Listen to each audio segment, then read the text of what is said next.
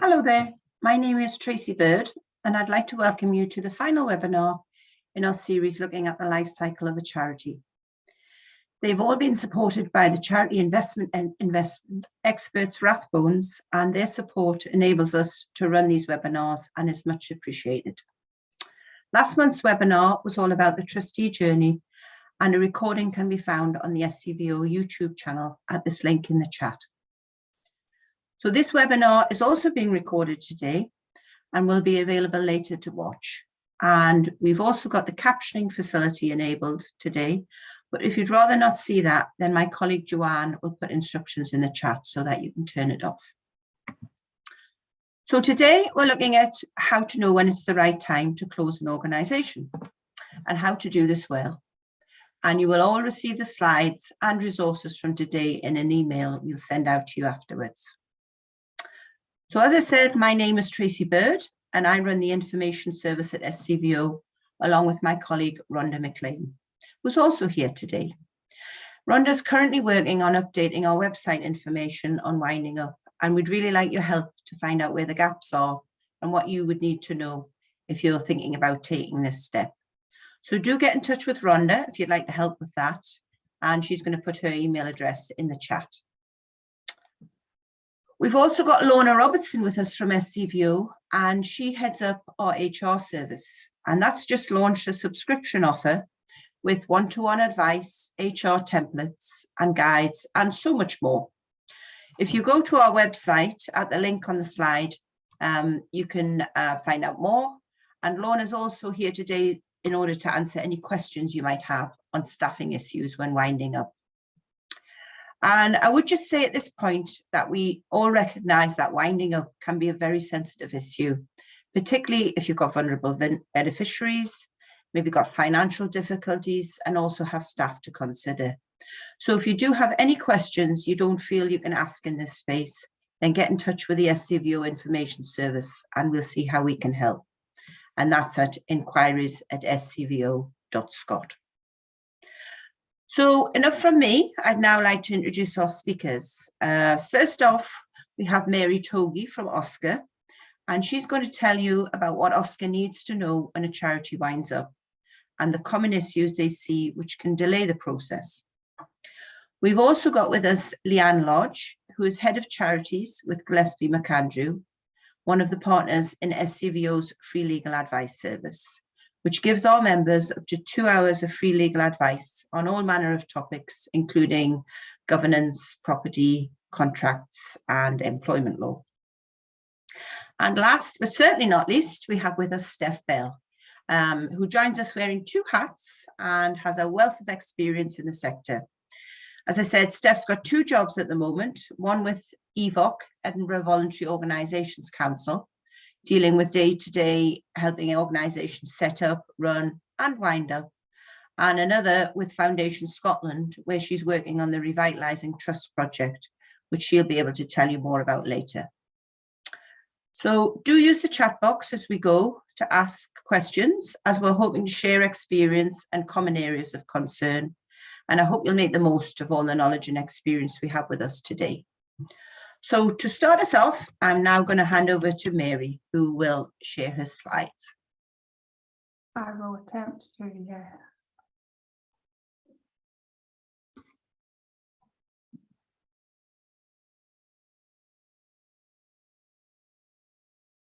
Is that sharing now? I can see it's not slides, it's a tent with a nice background. Oh, that would be my that's my desktop. I can see the slides now, Mary, but you can see them now. Showing all the slides. So if you just press from beginning. From beginning, right. That's it. That's okay. Great. Perfect. Thanks. Right. Okay. So good afternoon, everyone. First of all, I am Mary Togi. I'm the high-risk case manager at OSCR. As Tracy mentioned, I'm going to talk to you today about the information OSCR needs when you come to wind up, at what stage we need that information, and some of the common issues that we see. So, assuming you've had some conversations, you've decided that the wind up is, I will rewind a little bit, because I'm going to use the terms wind up and dissolve when I'm really talking about closure, but winding up and dissolving is the way that the legislation talks about it. And I'll also talk about a constitution when I'm interchangeably meaning trust deed or articles of association. So you have had your conversation, you might need or want to wind up. First things you should do is look at your dissolution clause. The dissolution clause will tell you the procedure that you need to follow, be that a unanimous decision by the trustees, or whether it's a resolution that needs to be passed by 2/3 of the members. The dissolution clause will also tell you about how to deal with the remaining assets. The legislation only stipulates that they need to be used for charitable purposes, but your clause might be slightly more restrictive than that. The ways that we normally see it expressed in constitutions are there on the screen. So it might be that your assets are to go to another charity with similar purposes. So there's kind of two criteria there. It needs to be a body on the register, on the Scottish Charity Register, and it needs to have purposes similar to your own. It might just state that it needs to go to another charity, and that's fairly straightforward. It might say to another organisation with similar purposes, and so there you've not got the criteria of it being on the register, but it does need to have similar purposes. It might name a body or bodies that the assets are to be transferred to. Skipped over there. And in that case, if it's a charity, all well and good, they're unlikely to be problematic. If it's not a charity, then we'd need to be able to identify that it does have charitable purposes.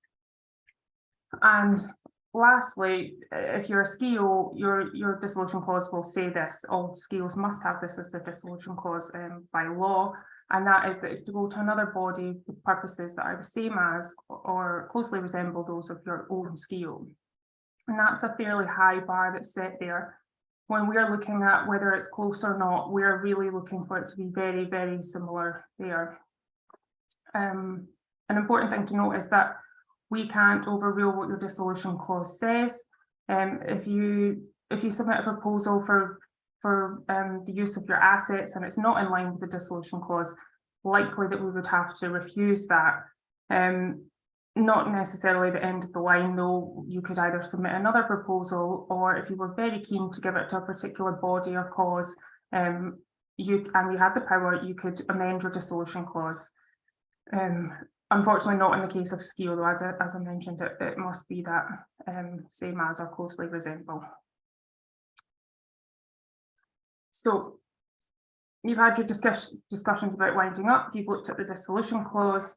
The first step in terms of OSCR process is to submit an application for consent.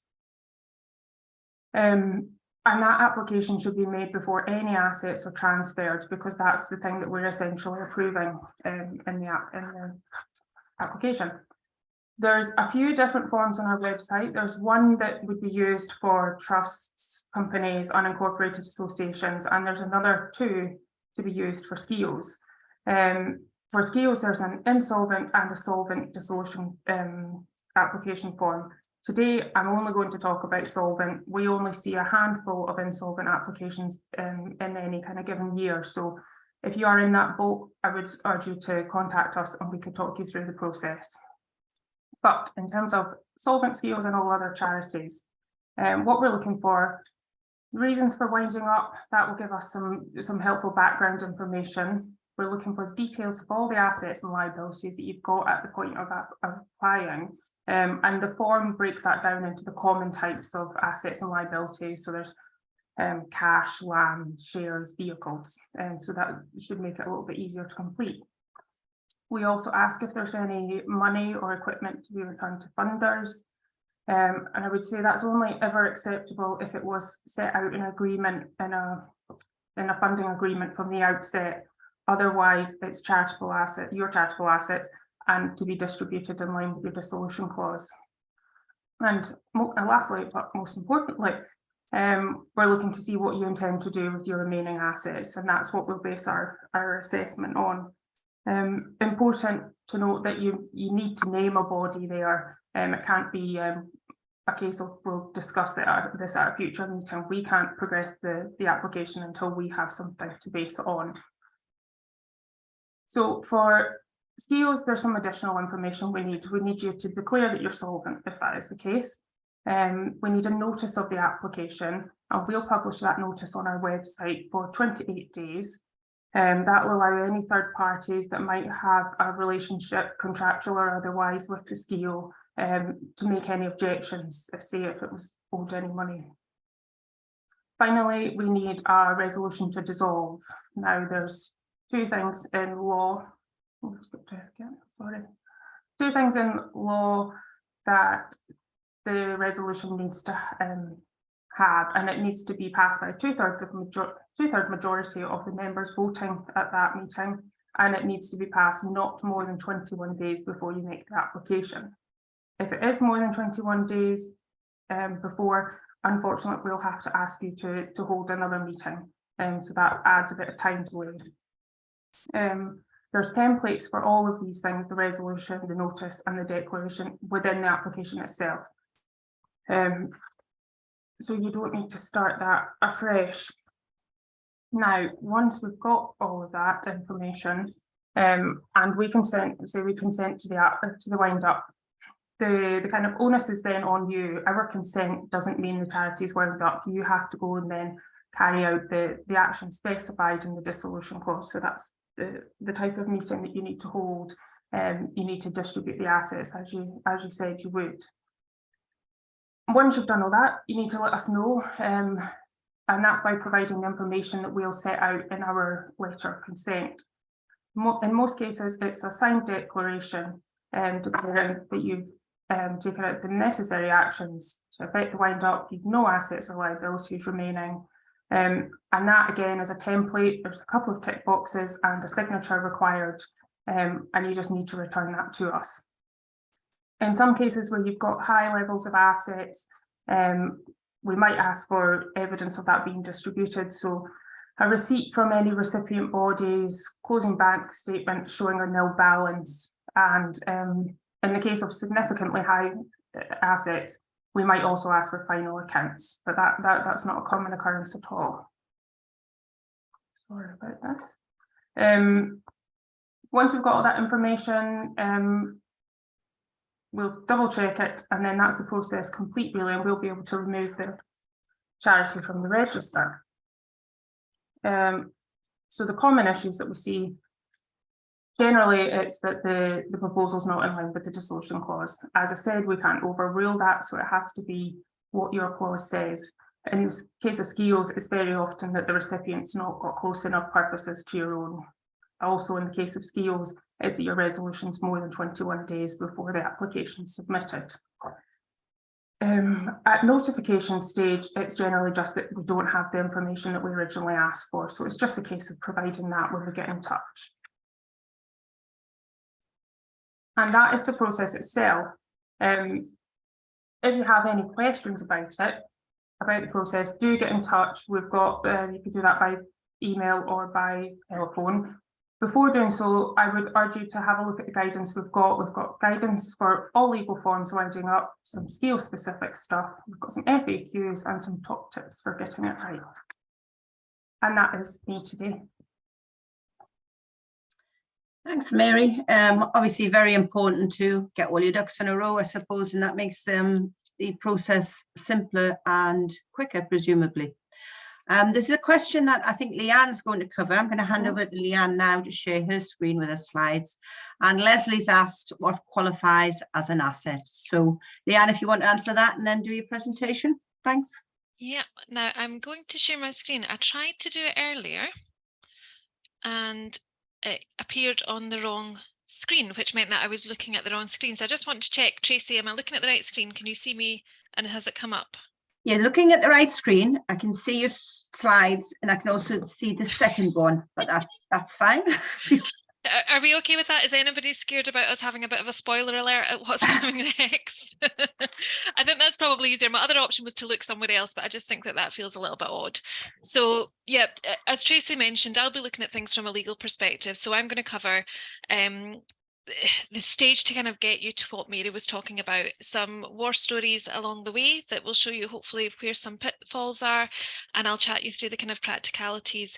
Tracy mentioned getting your ducks in the row, which is great because as you'll see, I've got ducks with slides which my marketing department queried, and I said, no, there's method to my madness. It's all about ducks in a row, although they're in a bit of a group in the picture, but we'll just go with it.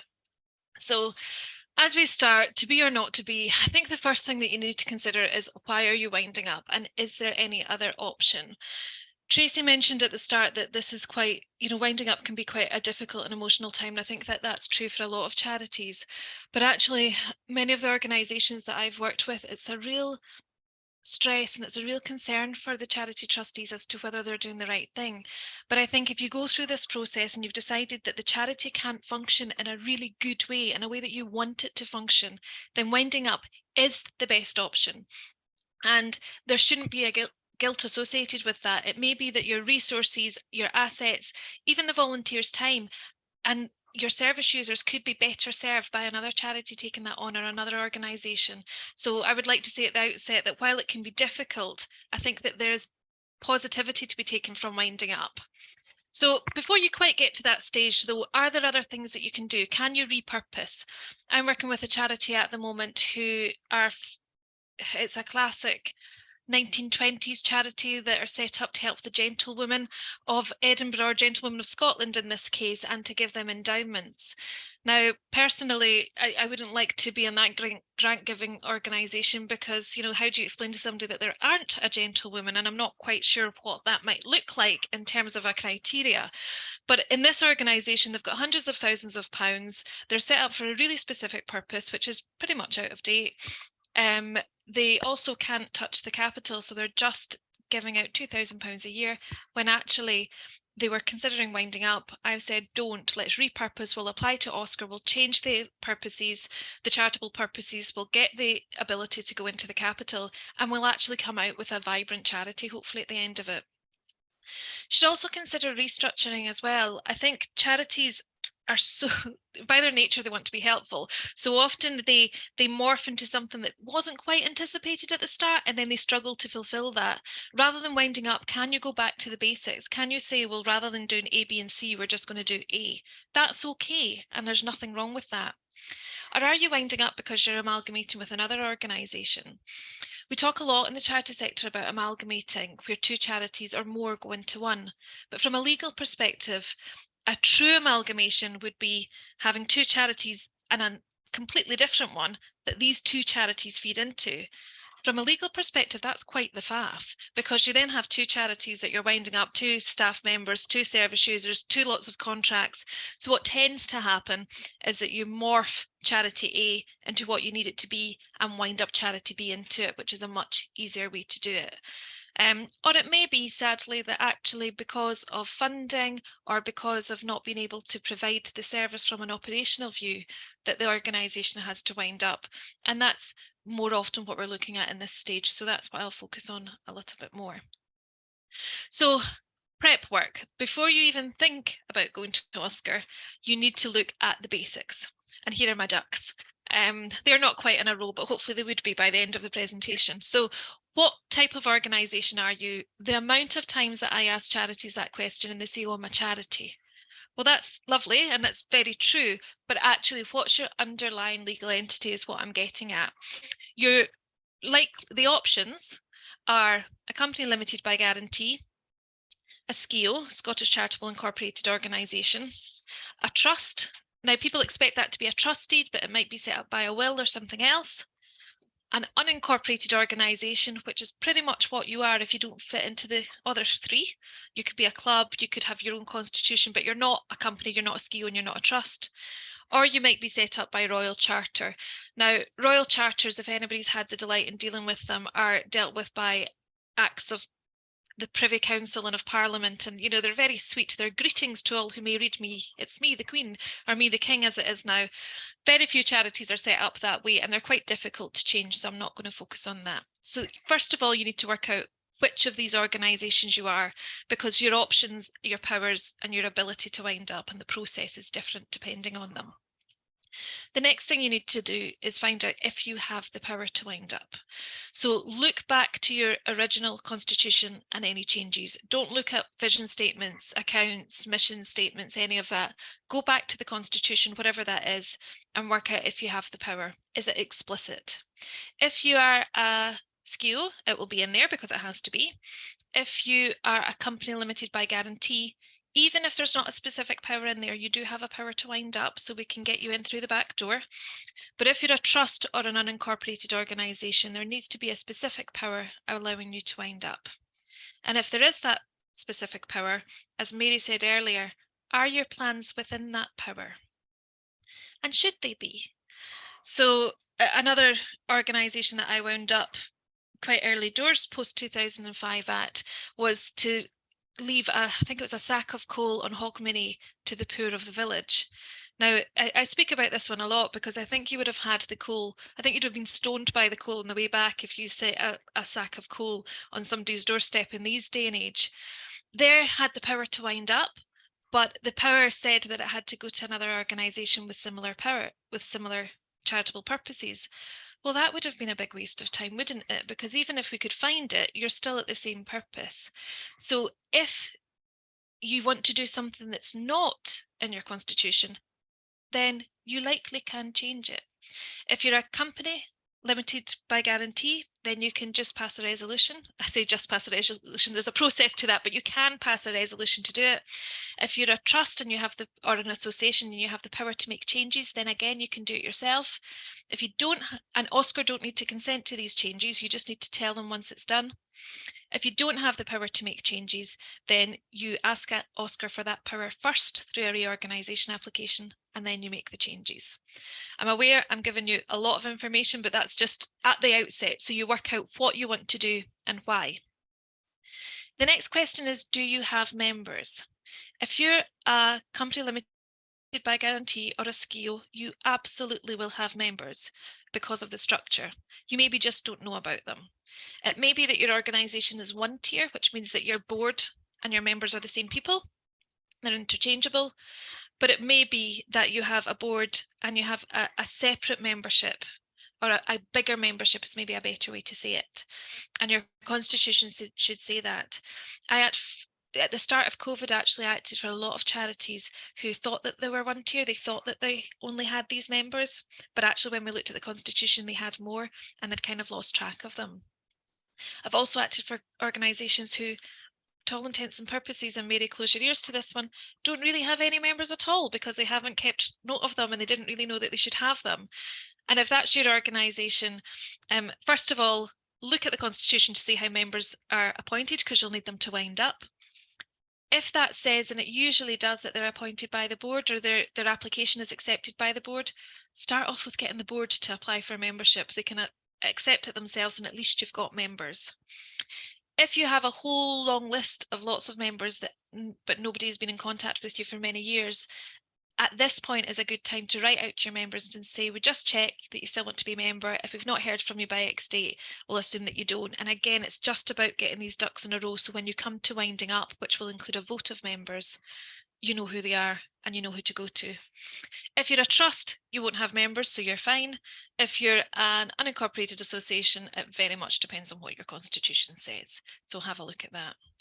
And are your accounts up to date? Some charities will come to me and say, look, things have just got out of hand, we're struggling to run it and we've decided to wind up. But you realise that they've not actually submitted accounts for the last few years. OSCR won't look at your wind up application unless your accounts are up to date. So that's the first thing to do while you're doing all of this in the background. Even when you get to there, you're not done. So that's you from the kind of constitutional side, worked out what you are and how you're going to wind up, or what you might need to do to wind up. So the next is more on the operational side. What staff do you have? Now, I'm not going to go into lots of detail. I'll touch on it slightly about what to do with staff, but as Tracy said, there is a HR service within SCVO, and there's also the pro bono service for 2 hours free advice. So if you do have staff and you're concerned about that, my advice is get in contact and get help early on. But the first thing I would suggest you do in terms of staffing is work out what staff you have. You know, are they employees? Are they subcontractors? You know, what core staff do you have? What employees do you have? The numbers, the roles and responsibilities for each, the salary for each, and the length of service for each, because that's going to give you a starting point to work out what goes next. As Mary mentioned, part of the form asks about assets and liabilities. So what are the liabilities on wind up? Remember that these are different from ongoing. You might have a telephone contract, for example, that's £30 a month, but it might say if you cancel it in the first 2 years, you have to pay a £200 penalty. You know, look at all of these things and work out exactly what your liabilities are. Rent is another one. Are you going to be able to get out of your lease if you rent a property? So try to work out all of those at the front, because that's going to give you a budget for what your wind up will be. And I know that Steph's going to go into that in more detail. What are assets? So assets are basically anything that the company has control of that may have any value. So it's the standard things that you would expect, things like bank accounts, things like investment portfolios, all of that. But if you're a play group, you might have loads of toys, which might not have a particular sell-on value, but I think it's really important that you say, well, actually, we've got all of these toys. What are we going to do with those? Let's make sure they stay within the charity sector. OSCR aren't going to ask for an inventory of, you know, how many xylophones you have or whatever it may be. But if you can say, okay, we've got toys, we think that there's very little resale value, but this is where they're going, I think that's really helpful in painting the picture. Similarly with office furniture, computer things, all of that.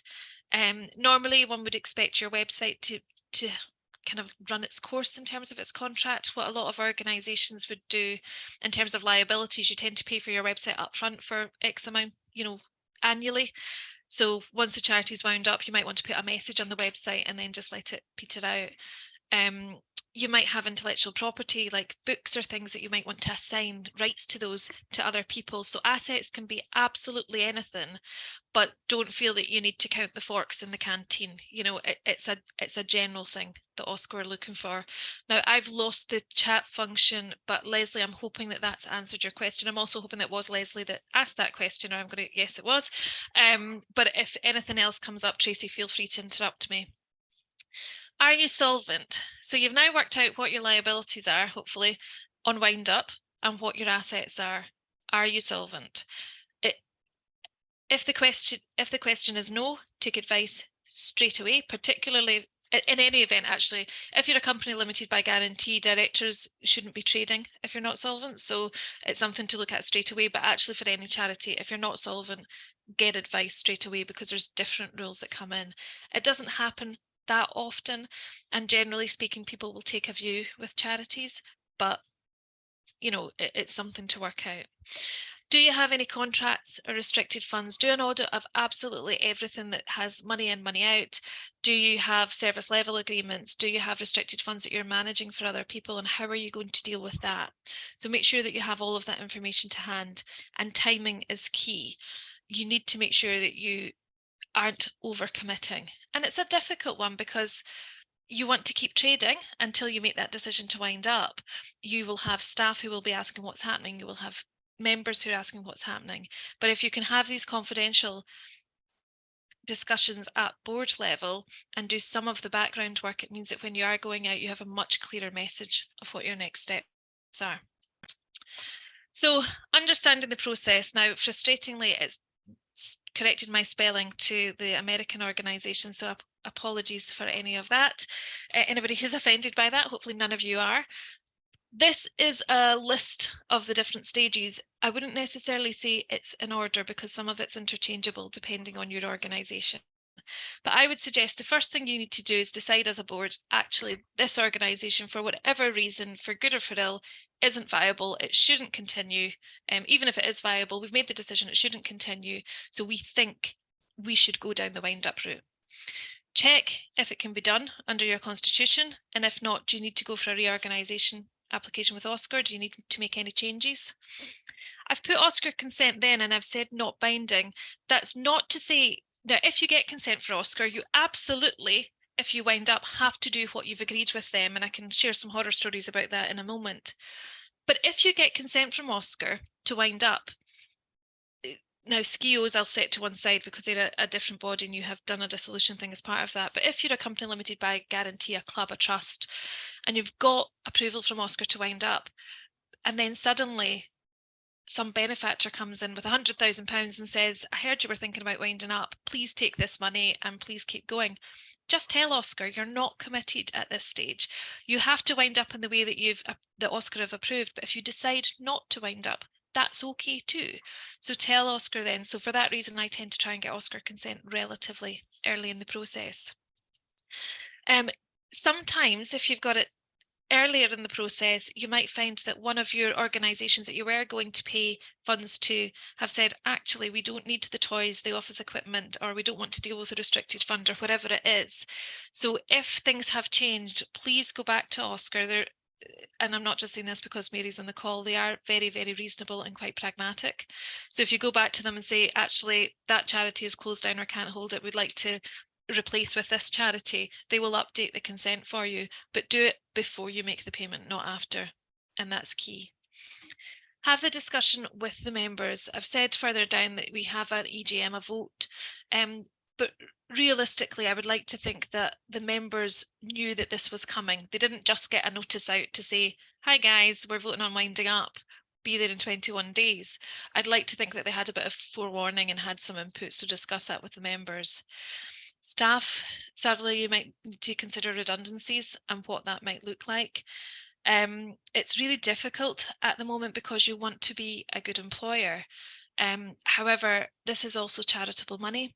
I had one organisation who went to OSCR, got consent to wind up, and then decided to give a member of staff an extra 20 grand as a goodbye. Lovely as an employer, not really on for the charity sector. So I would suggest that you need to budget what your redundancies are going to look like. You might be able to be a little bit more generous, but if it doesn't look right, it probably isn't right. So have a consideration about what that looks like to the outside world. And I've put TUPE on there because it may be that some of your services are being taken over by another organisation. And if that is the case, they may be able and willing to take on some of your staff to do that. So TUPE is about the transfer of employed people. So if that is a possibility, there's various hoops that you need to jump through. The consultation with staff, there's different, if you have X amount of staff, you need to go out for a wider consultation than if you have Y. So again, just consult with HR earlier, sooner rather than later for that one. Consultation with stakeholders, I'm not going to go into that too much because I think Steph will cover about the messaging and the politics around it all. But once you've done all of this, you've decided that you're going to wind up, you've got OSCR's consent to wind up, you could have your meeting to wind up. Now, some people will do that before and make it contingent on OSCR's consent, but a lot of people will do it after and say, okay, we've now got consent, we're going to wind up. Your constitution should say what you need by that. If it's a company limited by guarantee, it will be 75% of the people voting if it's at a meeting, but you could do it in writing, in which case it's 75% of all of the members. If it's a trust, it's just majority, unless your trustee says something else. And if it's an association, associations are basically what we call something, as I said at the start, that doesn't fall into the rest. So there's no default provision of what that might look like. Think about your date of winding up. So your date of winding up, your date of stopping charitable activities is probably not the date that your actual legal organisation winds up. So for example, you might say, right, we're going to close our doors on the 31st of December, but actually you're going to have to transfer everything. You're going to have to do all the legalities at the back end of that and do the post-completion work. So unincorporated organisations, unincorporated associations and trusts I've covered. SCVO has a more rigid format of how to wind up, and that's covered in there. The benefit of SCVOs is that they only exist once OSCR's approved them, so OSCR will make sure that you have all the right things in there, so they're less risky. And a company limited by guarantee, when it comes to winding up the organisation, if you also want to close down the company, which is a good governance, so it's not just sitting there, you have to consider whether to have the company struck off or liquidated, and I'll come on to that a little bit later. Here we go. So I wanted to cover the regulators that you need to think about. For OSCR, you need their consent before it, and you need to report to them after it. Companies House, if you've got the option between having the company struck off or voluntary liquidation. The difference in this is if you have the company struck off, You have to be dormant for a little while first. The directors apply to have it struck off. It comes off of Companies House. But if a creditor comes back later and says, hang on, they owe me money, or hang on, that wasn't dealt with properly, Companies House can put you back on the register. So there's a degree of risk. It's not completely gone and done and dusted. You can, however, go down the voluntary liquidation route where a liquidator is appointed and they close it off fully in a more robust way to make sure that nothing's going to come out of the woodwork later. There are pros and cons to both approaches. As you can imagine, striking off is cheaper, but it's a bit more risky for the trustees. Voluntary liquidation takes longer and is more expensive, but it's safer for the trustees.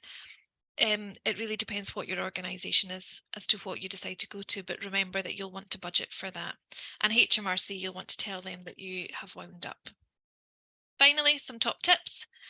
Understand your options. It might not be as clear, or you might think your hands are more tied, but you can change your constitution, or hopefully you can, which is my next one. Start early, engage with stakeholders, be open. You know, I've had quite a few charities who've wound up who've had money for various different things. And when they've gone back to the funder and said, look, we're going to wind up, it's just not viable for whatever reason.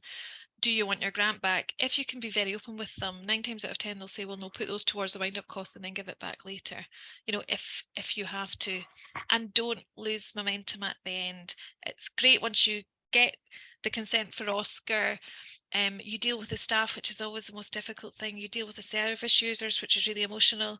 But actually, you still need to remember to tell OSCR what you've done and tie up those loose ends and close the bank accounts and all of that, because that's the stuff that's going to trickle on and be a headache. So while you might have those big things done, try not to lose momentum, because then you want to draw a line under it and know that it's done. You've done your job, and hopefully you can move on to the next charity and make a difference there.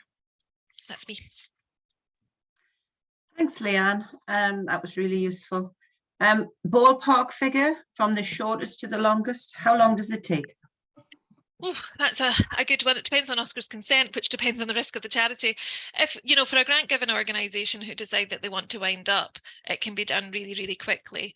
And for a one-tier organisation where, as I was speaking about, your directors, your trustees and your members are the same people, it can be done far more quickly. So you're talking probably, depending on the contracts and stuff, 6 months, 3 to 6 months for a straightforward one, 6 months to a year for a trickier one, generally. Although Steph has a bit of a horror story at the end, which we will come on to explain that. I think all of this, though, is about the messaging. It's far easier done if everybody knows what's happening. There's less concern, there's less suspicion, and you give OSCR the information that they need. That will smooth your process hugely. Yeah. Thank you. And I will just repeat that if anyone has specific questions and you're an SCVO member, get in touch and we can refer you on to either Leanne or one of the other legal partners in the free legal advice service. Okay, Steph, over to you. I'm sure you've got lots of experience in this, so if you'd like to share, not all horror stories. Hopefully. Not all horror stories. It's important to make that point. And actually, that's a good way of actually introducing it, because I think what I'm trying to strive here, hopefully you can all see that? Can you all see my screen? Yeah, that's good. Lovely. Okay. So I think what we're striving to talk about here is not just actually the process for closure, but making sure that actually we're striving towards good endings. And I think that's something that I'm clear to get across with the messaging. There'll probably be some crossover with what I've talked about with Leanne, but that, I don't think that's a bad thing. I think it's about important to sort of get across some of the key points, certainly around the planning for closure. So starting off, really, I think what I wanted to talk about was a little bit about the reasons why some charities are considering closure, the alternative, but then moving more into the kind of planning for that, and kind of picking up on some of the points that Leanne's talked about and going a bit in depth around, mainly around communication, actually, is certainly our experience. So if I just talk a little bit about why closure might be an option for trustees. I've put up there a sort of few examples of what can sometimes lead to trustees having the discussion around closure. As Leanne's sort of talked about already, sometimes having the discussion might lead you to the conclusion that closure isn't the option, but it is important to have those discussions. And sometimes the drivers for those can be either one or many factors. The first thing there is around the purposes and the activities of the organisation. And as trustees, you know, one of the duties that you do have is to ensure that the charity is always fit for purpose and fit for adhering to those purposes and making sure the activities are furthering that. And there might come a point, and certainly when I talk with my other hat on later on, there might come a point where actually the purposes and the activities just don't have any kind of modern equivalent these days. We've certainly got numbers of organisations that were set up, for example, pre-NHS, for example, that were set up to provide nurses and medical equipment for particular areas. And actually now they've been superseded by, you know, statutory services. So the likelihood is, however, in most of the charities that we're working with on closures at the moment, it's not actually the purposes of the activities that's driving the closure. It's tending to be these other points here. I haven't deliberately intended to go down the alliteration route, but it ended up being around sustainability, succession, and saturation of other similar provision. And sustainability there is something that as trustees, you'll always be looking at. It's always on every agenda. It's certainly on the agenda of the board that I sit on as well, as we're always looking, horizon scanning on how the organisation is doing financially in order to provide our public benefit as a charity. But it is important as well that when trustees are considering that the driver of finances being the issue is not just looking at what's ahead, but looking at what's come before, looking at the recent history of the organisation. So that's looking through, you know, the accounts and the annual reports and the traction, the pattern of funding and how the organisation's been dealt with. So it might be that finances is the driver for the closure, but it could be other things. It could be succession. And certainly with some of the smaller organisations that we've worked with that have talked about winding up the charity, it's often around actually there's not enough people, there's no goodwill left there for the organisation to continue. And certainly one of the issues we've come up with is around the recruitment and retention of trustees. You know, quite often we're in situations where there's, you know, only a handful of people left on the board and they are desperate to get off, and there's no suitable there's no people on the horizon that want to come over and take over the organisation, and that actually over a period of time the organisation has struggled to have people there to run the organisation, not just trustees but, you know, staff and volunteers as well. And that issue that sort of Leanne noted as well before around the kind of saturation of other similar provision, sometimes that can be the cause, and sometimes you know that there might need to be other types of organisations and that are providing similar provision, but it might be that they're doing things in a different, you know, particular location or what have you. But saturation of the similar provision for charities could result in competition for beneficiaries. It could be resulting in the fact that actually there's more competition for funding, and that actually, you know, the charities starting to recognise that actually there's very little left there for them to continue the other other services are providing for it.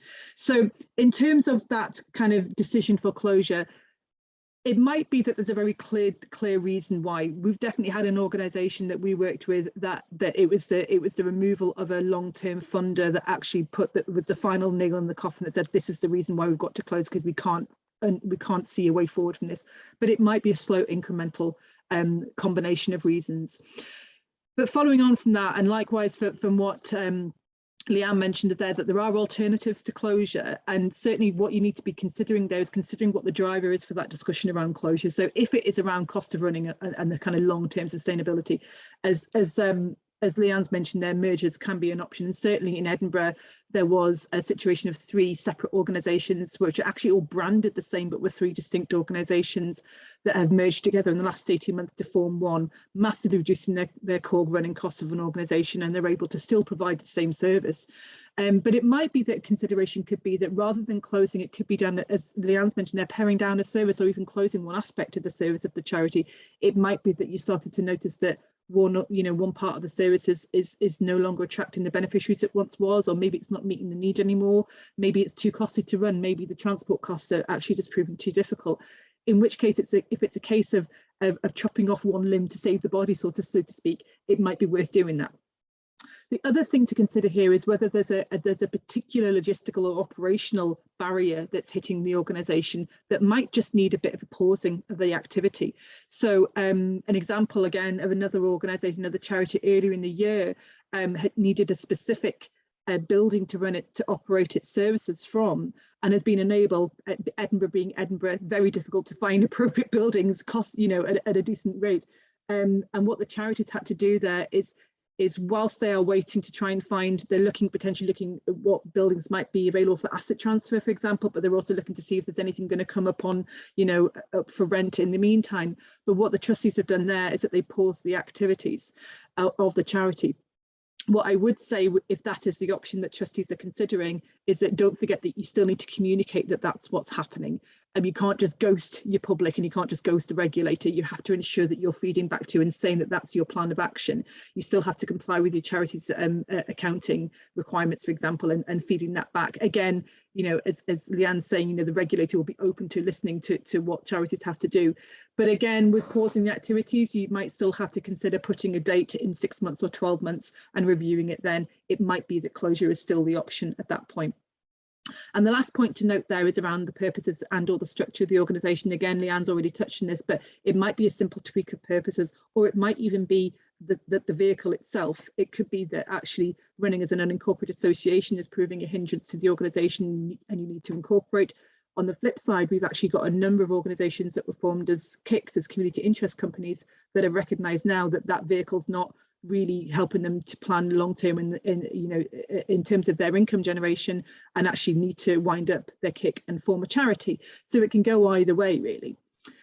So if we are taking into that, considering what the driver is, and considering if there are alternatives, and then if it's a case of then moving into planning for the closure, and this is kind of really what the bulk of kind of what my experience is of sort of supporting charities through that. As I said, some of these things, I've gone too far ahead. Some of these things Leanne has already covered, and some of them are more about actually how we kind of deal with the nitty-gritty of things as well. And the first thing that we would always do with an organisation, bearing in mind that quite a lot of the closures we deal with are probably small fry, and I say small fry in the nicest possible terms, but it might often be that actually it's just simply the board of trustees that have been operating the charity for some time with maybe 1 or 2 volunteers. So the first thing to consider in your size, the bigger you are, the more you will have to consider tackling in terms of planning for their removal from the charity, so to speak. So if you are small, and if you simple small operations, you might not need anything more than a checklist of things that you need to tick off as you go through. But the first thing to consider here, as Leanne's already mentioned here, is in addition to your beneficiaries, consider who your stakeholders are. So that's looking at your membership, it's looking at your funders, it's looking at what your bank account says and your bank manager says, your independent examiner, your partners, your landlords, making a plan for who you need to make contact with and what you think might be the fallout from that. Assess the financial standing of the organisation, so that's looking at your current line in the sand, so to speak, around reviewing your accounts and your current cash flow, and consider they're putting aside a budget for wind down. You may not need it, but it is worth setting aside some budget to cover a little hidden cost that might crop up. And I'll talk a little bit about ones that have come up for organisations that we've worked with. And as Leanne's mentioned there, the asset register, if you don't have one, just sit down and just work out what belongs to the organisation and what will be transferred as part of your wind up. Considering the team here, now I think this is a really important point. If you're doing a charity wind down efficiently and effectively and well, in theory, the trustees should be the last people standing within the charity. If you're closing the charity, you want the result to be that your staff, your volunteers, your beneficiaries are safely transferred out of the charity, and the trustees are literally the last ones within the house with the lights on, because they're the ones that are going to be shutting up shop at the end of the day. So because of that, what I would suggest as well, that we've worked with some boards, is you consider the trustees make the decisions, the trustees do the planning, but considering a little subcommittee of that, of the trustees that are going to take the actions, the contacting the bank, the speaking to funders, that kind of thing, divvying out the tasks so that people don't get burnout. Where appropriate as well, when it comes to closure, is scenario plan the best you can, or if you want to put it another way, risk assess what needs to happen. An example of that would be, for example, where you need to communicate with beneficiaries and or their families, for example, is scenario plan what might be the fallout from that, and consider putting in place support where that's needed. So scenario plan for the things that you think might go one way or the other in terms of their direction of travel.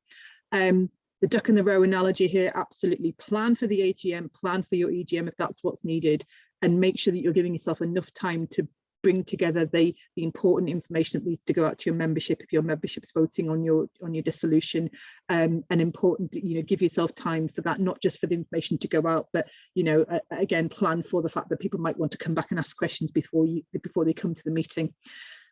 And this point here about supporting beneficiaries, I can't stress enough how important it is that you fulfil your duty of care as trustees towards your beneficiaries when you're closing down the charity.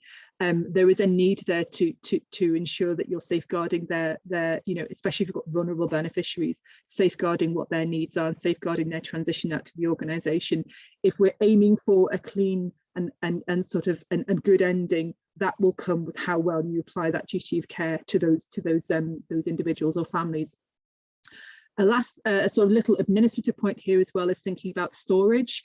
This is something that tends to catch people out when the charity is finally removed from the charity register, that in theory they no longer exist, but you will have to retain some level of documentation once the charity is closed. So do think about who and where that's going to be kept and what's going to be kept, and factor in for that. That might be something that you might have to budget for. One of the charities we work with, which I'll talk about in a minute, they budgeted for storage because none of the trustees wanted to hold the documents. I think there were two, they wanted to just drop it and run. So they wanted to pass that on. So do consider that being something that you need to think about. And this last point I'm going to go into more detail about is planning for communication. I can't stress enough how communication can absolutely make or break how well a closure happens, and considering, really planning for that, for how you communicate internally and externally within the organisation. So on that communication, I think the first thing to think about here is that the trustees are going to have to think about how they communicate internally and how they're going to communicate externally, and thinking about what tools are available to you.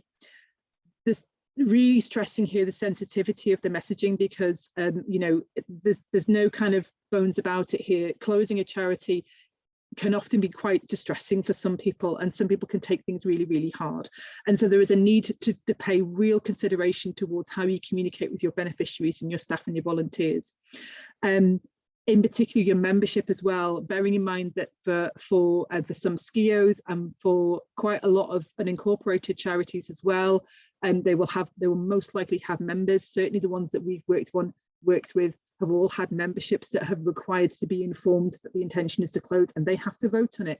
So thinking about the key messaging and timely approach to how you relay those messages.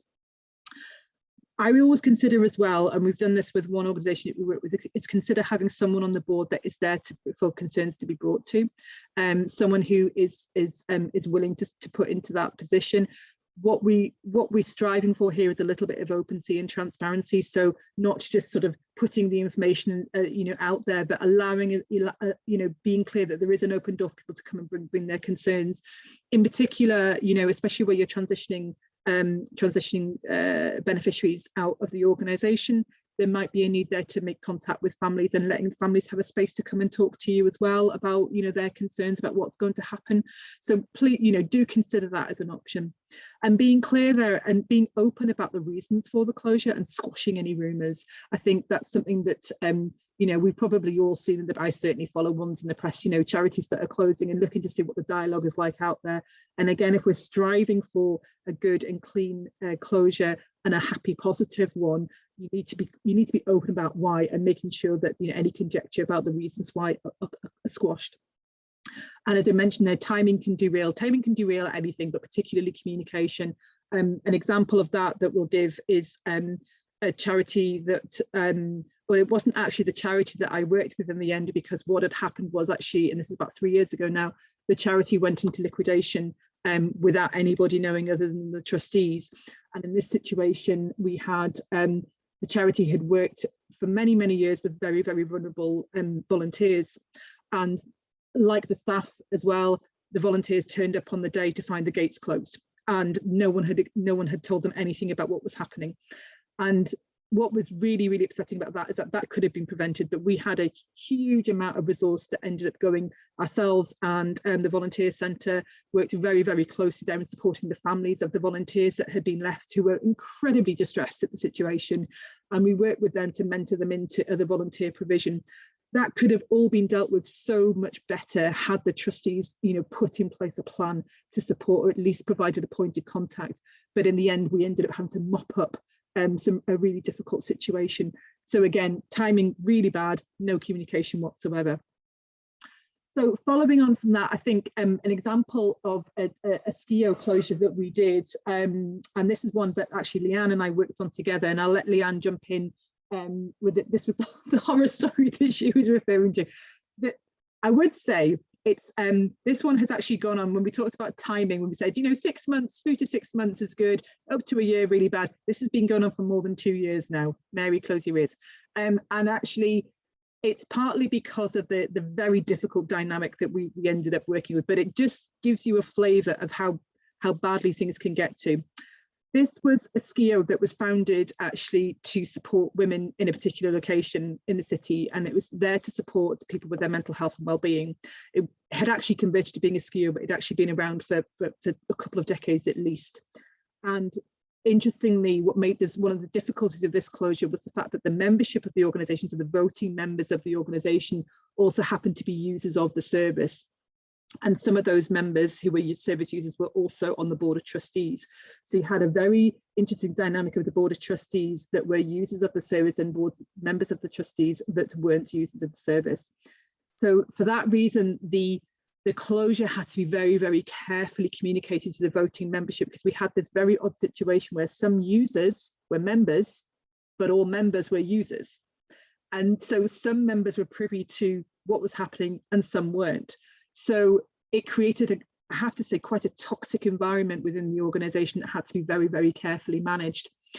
From that, what we did alongside Leanne with dealing with lots of difficult technicalities, there was HR issues, there was, all manner of stuff I've not even put on here. This is a tiny, tiny nutshell of what was going on. But there was a need there, a real need to be supporting the trustees to really act on supporting the beneficiaries out of the organisation before it closed and fulfilling that duty of care that they had towards those beneficiaries. So we provided support in terms of making contact with other charities, other organisations that provided similar support, and put in place a mentoring, a buddying system to sort of mentor and buddy these women out of the service into others, to provide a seamless approach basically for their transition out. There was absolutely a need to keep the trustees and members engaged and supported in the closure and then in the wind down. We were constantly at risk of making, constant risk of having inchoate decisions having to be taken. Luckily, we didn't get to that point, but it did result in us actually having to bring in somebody who used to work to the organisation prior to that, and having to beg her to join as a trustee so that the trustees were quorate. That was quite problematic, and there was a lot of emotion, a lot of distress attached to it. There were issues with the dissolution clause. I'll let Leanne talk about that, but that was certainly something that, because it was a SCVO, was really problematic.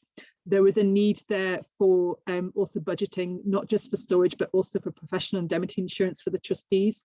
They were concerned that there might be some retrospective claims in relation to HR, so they too wanted to put aside some money to cover that. And the final hurdle with this one was getting their accounts done.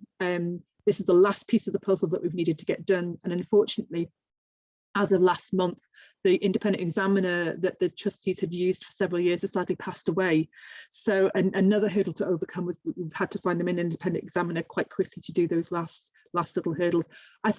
Leanne, we worked on this so much, there's probably many other things that I probably skipped over here that I probably blocked my memory, but this one was quite a difficult one, wasn't it, to deal with? And I think I probably misspoke when I said we have horror stories. This was like an exam question. It was one of these things that everything that could go wrong did go wrong.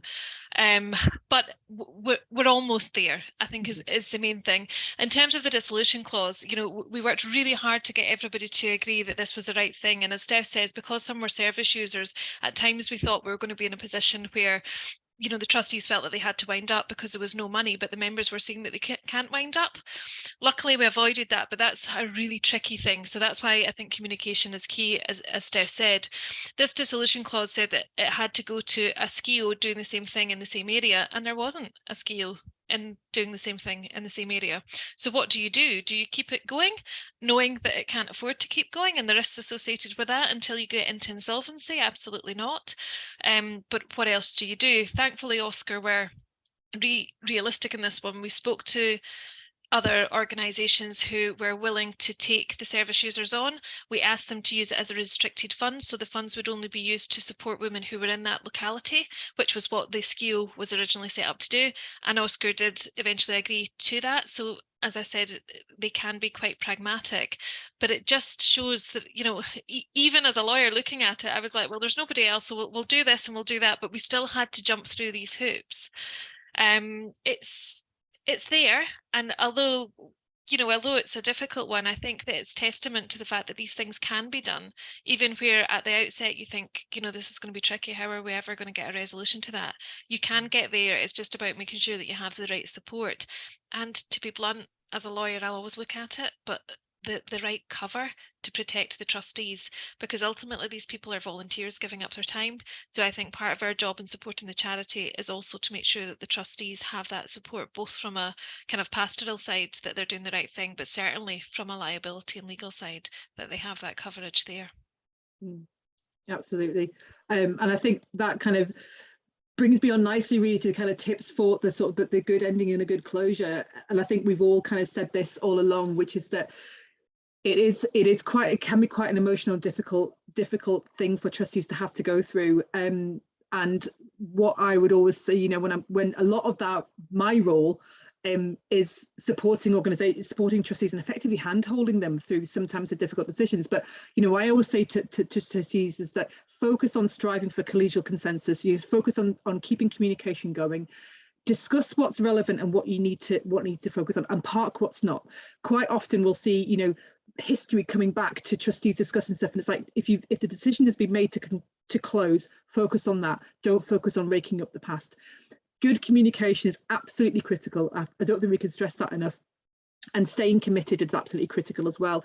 But on that, staying committed, I think sometimes requires seeking support and good guidance as early as you can. And certainly the ones we've worked with, a lot of it is about holding trustees, you know, holding their nerve for things, because sometimes things can get mucky and icky. And actually staying commitment is one of the biggest problems that we have with boards. And ultimately, just to finish on, you know, the positive side of things, the aim of this is to strive to leave a positive legacy. What we don't want is, when charities are closing, is to leave with bad feeling and bad taste in people's mouths. And my personal view is that all about the confidence in how you communicate with people. So I think that's pretty much it for me. I think my last points there is just to say where to go to for support. I notice I've got a few TSI colleagues on here. So I hope you don't mind that I'm suggesting that people do go to TSI, even if it's to have the discussion early on. Tracy didn't ask me to say this, but I am going to say it, and that is consider becoming an SCVO member. I always recommend that charities do that in order to sort of seek the pro bono support and HR support and the like. And the last point is always seek some professional advice as well, where you need to. Absolutely critical in terms of seeing through some of the niggly things. Don't go it alone. So I think that's me. What is a TSI, Graeme? And I'm glad you asked that. A TSI is a third sector interface. So the third sector interfaces are in every local authority area. I will put up, while someone else is speaking, I'll put up the chat where you can find a link to finding out where your local TSI is. Third sector interface is what's called. You're welcome, Graeme. Okay, I think that's me. Well, that is me, but it's also... Well, you need to get your other hat on, Steph. I need to get my other hat on. I need to get my other hat on. Thank you. There's lots and lots of information we've covered there, and actually we're at 2 o'clock. So if people are happy to stay on, I'd love Steph to talk about her other day job. But if you have to go, then we will be sending out an email with links, slides. Totally understand that. But if you're okay, Steph, if you can tell us about the work that you're doing with Foundation Scotland. This one will be relatively short, you'll be pleased to know. Right, let me just find my share screen. So this is me putting on my other hat. Right, can you all see the bright orange screen? Yeah. Lovely. Okay, so I'm going to briefly talk about the Revitalising Trust Project and why it's relevant to the discussion around closure. This is a project that has been founded, it's actually based on the English programme that's been running, I think, since 2018. And the Revitalising Trust Project is a partnership between Foundation Scotland, who I'm working with at the moment on secondment, with OSCR, to primarily look at dormant and inactive charitable trusts and trying to address the reasons why they've ended up in that situation. And so my work primarily is around supporting trustees to look at their options, to try and assess why they've ended up dormant or inactive and address those. for the most part, what I'm actually doing with a lot of these is helping them to close and helping them to wind up in whatever process that's needed. For the most part, it's not just about a consent to close. Sometimes these are needing reorganisations because they're so old.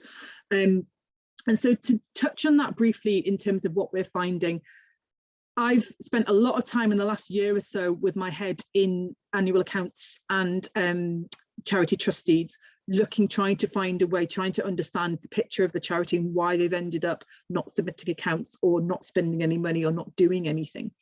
And what we tended to notice was a pattern where we've got charities over a period of time unable to identify or engage with beneficiaries anymore, and that's sometimes to do with the fact that their purposes haven't been updated and not been reflected on. We often had a problem as well with trustees being a last person standing situation. So over time, you will start to see that the trustees have gone down from 4 trustees to 3 trustees to 1 trustee, you know, and it's trustees haven't planned for the succession of bringing new blood into the board. And actually they've ended up with one person who's just not known what to do anymore. As you've mentioned there, the restriction of governing documents, sometimes these trusts, these charities were so old that they didn't have the appropriate powers in the governing document, and trustees again didn't know what to do, or sometimes they were left with purposes, or sometimes they were left with an inability to only spend income when their income was only £2 a year with bank interest. So that meant that actually quite a lot of the time the income was starting to drop off so much that the trustees were unable to do anything efficient with that. They were unable to make any kind of impact. So that's what I could glean from when we're researching these trusts.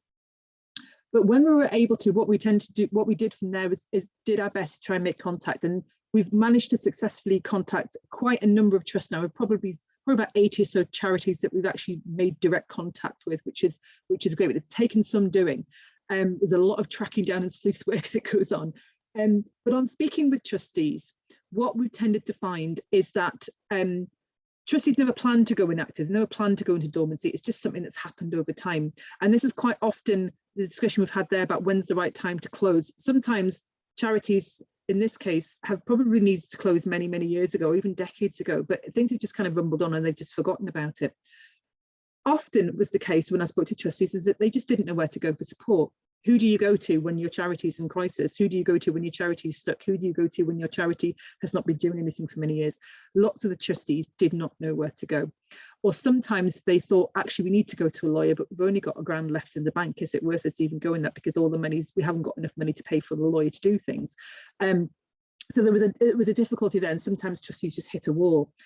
What had tended to happen as well is that the trustees were feeding back that there was a kind of burden of administration that was kind of falling, you know, making them sort of go into dormancy as well, whereby they were looking at, you know, actually running grant giving was being too problematic. But the biggest one we came across was banks.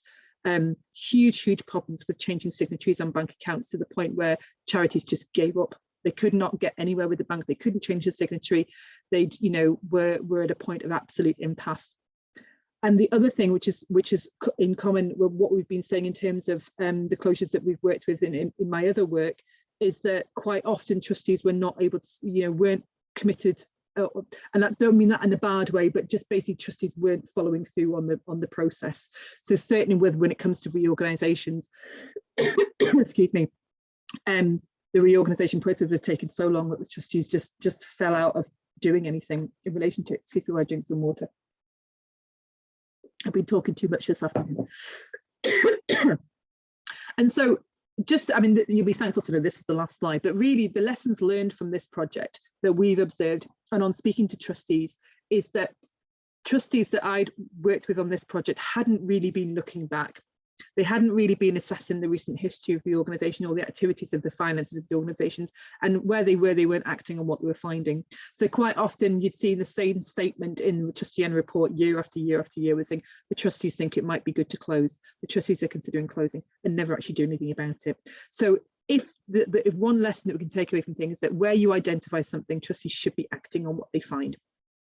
Getting the right support and shopping round, again, with any, no matter how toxic or difficult the situation is, or whether it's actually going to be a straightforward, easy wind down, go and seek support and go and shop around for that support as well, was the lesson that the trustees were telling me, and catching those decisions as well before you lose people in their commitment.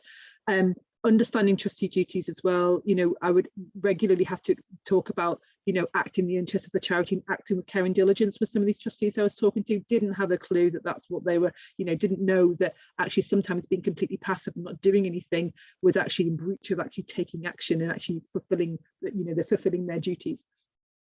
And what was always the case with a lot of these trusts as well is that there was no succession planning. So thinking about planning for succession for the charity, if it's going to continue, if it's got legs to continue, if it should be and is viable for continuation, is thinking about how you succession plan rather than letting a charity slip into inertia, which is what tended to happen with a lot of the trusts we worked with. They just had slowly slipped into dormancy because no plan had been put in place to ensure that there was some kind of perpetuity to the organisation. So that's pretty much me. If you want to find out more about the project, that's myself, my other contact details there at Foundation Scotland, but also Steve Kent, who is the lead within OSCR at the Revitalising Trusts Project there, and that link there, which will come out, you'll be able to follow when you get the slides. You can go and read more about the project there, but we'll probably hopefully be having some positive news stories coming out about that soon, where we've been able to revitalise trusts either back into action or transferring those assets. But I think that's everything from me. Thanks, Steph. Yeah. Thank you. I've certainly learned a lot this afternoon from all three speakers. So thank you to you all, and thanks to everybody for joining us today. I've just put a link in the chat there for the SCVO Trustee Network. So if you're not a member already, do please join. And as I say, we've got lots more webinars, recordings on our website, and we're also planning next year's series of webinars. So do let me know if you think there's a topic that you want covered. And that's it from us today, and thank you again, and hopefully we'll see you in the new year at another webinar. Thank you.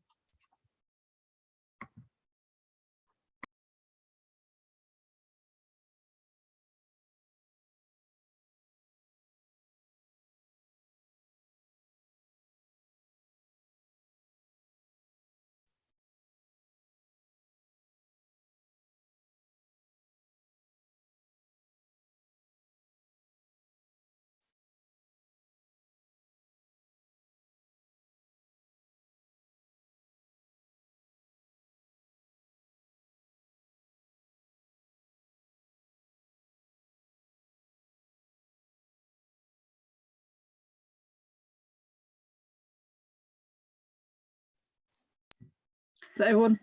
Yes, that's everybody. Thank you. Thank you all. That was really useful. I learned loads.